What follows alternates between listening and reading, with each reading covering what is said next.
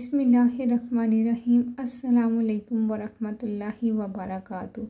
सबसे पहले दुआ के लिए अपना नाम कमेंट सेक्शन में ज़रूर लिख दीजिएगा ताकि आपका नाम भी खुसूसी तौर पे दुआ में शामिल कर लिया जाए। जज़ाकल्लाह। हर किस्म की ज़लालत से छुटकारा। मेरा छोटा भाई है जो पहले मुझे हर वक्त गालियाँ देता रहता था। कोई जादू का असर है, क्योंकि मेरा भाई पहले मेरा बहुत अच्छा दोस्त था। फिर 2 साल घर से बाहर रहा, हमारे किसी अजीज़ के यहाँ। जब वापस आया तो काया ही पलटी हुई।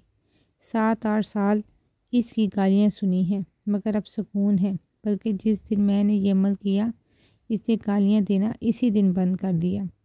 अमल ये है, मैंने तो सिर्फ़ एक दफ़ा ही अमल किया, मगर इस वक्त जो मेरी यकीन की कैफियत थी वो मैं ही जानती हूँ। बस पड़ा और हो गया। आधी रात को ज़मीन पर पेशानी रख कर सजदा करना है और सजदा में 55 मरतबा अल-मुज़िल्लु अल-मुज़िल्लु पढ़कर सजदे में ही 3 बार इलाही अय्मनी मिन फुलाना या मुज़िल्लु, या इलाही ईमान दे मुझे फ़लाँ शख्स से, ए ज़लील करने वाले। बहुत ताकतवर अमल है। आजकल का हमारा माहौल, हमारा माशरा, ख़ास तौर पर बच्चों की सोहबत, जहाँ पे वो उठते हैं, बैठते हैं, बातें करते हैं, और सबसे बड़ा जो फितना है सोशल मीडिया का, वो इतनी ज़्यादा जड़ पकड़ता जा रहा है, जिसकी लपेट में ख़ास तौर पर बच्चे आ रहे हैं। बच्चे बहुत कुछ सीखते हैं और बहुत कुछ सीखने के बाद, देखने के बाद उन पर अमल करते हैं। बच्चे ऐसी बहुत सी चीज़ें सीख चुके होते हैं, देख चुके होते हैं अपने माहौल से, अपनी सोसाइटी से, अपनी सोहबत से, कि वो चीज़ें उनके अंदर इतनी ज़्यादा पैदा हो चुकी होती हैं कि जब आप उसका मुज़ाहरा करते हैं तो आपको अंदाज़ा होते हैं कि बच्चों ने बहुत कुछ ऐसा सीख लिया है जो नाकाबिले बर्दाश्त है।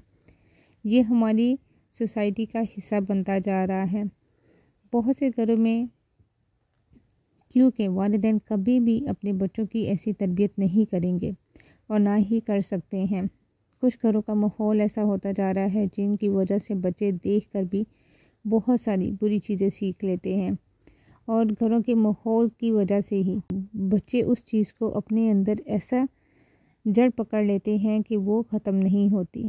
जैसा कि कोई गालियाँ देना, जैसा कि कोई बदअखलाक़ी से पेश आना, बदतमीज़ी करना, ये सारी चीज़ें जो हैं बहुत ज़्यादा आम होती जा रही हैं। अगर आपके घर में भी कोई ऐसे मसाइल हैं कि बच्चा बहुत ज़्यादा गालियाँ देता है, बदतमीज़ी करता है, बदअखलाक़ी करता है, तो आप भी ये अमल कर लीजिएगा।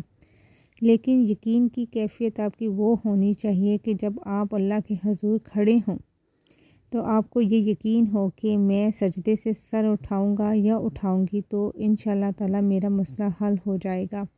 अपने यकीन को जितना पक्का करेंगे, जितना मजबूत करेंगे, उतना ही जल्द आपका काम होगा।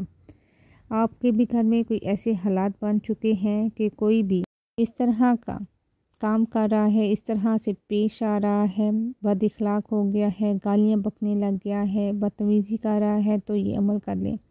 आधी रात को यानी कि तहज्जुद के वक्त आपने अपनी पेशानी को सजदे में रखना है और 55 मरतबा आपने इस इसम मुबारक को पढ़ लेना है, और उसके बाद आपने सजदे ही में 3 बार इन कलिमात को पढ़ लेना है।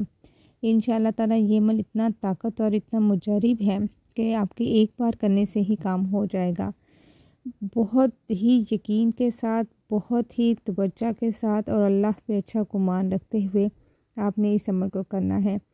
तो आपका कई सालों से बिगड़ा हुआ काम, बिगड़ा हुआ बच्चा जो कि बिल्कुल ठीक नहीं हो रहा, जिसकी तरबियत में कोई कमी रह गई है या लोगों से उसने कोई ऐसी चीज़ सीख ली है, तो इंशाअल्लाह ताला इस अमल से वो राह रास्त पे आ जाएगा। इखलाक भी अच्छा होगा, गालियाँ भी नहीं बकेगा और दूसरों से अच्छे तरीके से पेश आएगा। ये अमल बहुत ही मुजर्रिब है, जब करेंगे तो ख़ुद ही अंदाज़ा हो जाएगा। छोटे छोटे अमाल भी बहुत ताकत रखते हैं, लेकिन उनको करने का तरीका आपको आना चाहिए। जब आप उनको उस तरीके से करेंगे कि आपका गुमान भी पक्का होगा और आपका ईमान भी मजबूत होगा, तो आपका एक बार का अमल ही काफ़ी हो जाएगा। खुद भी इस अमल को कीजिएगा और वीडियो को शेयर भी कर दीजिएगा। जज़ाकल्लाह।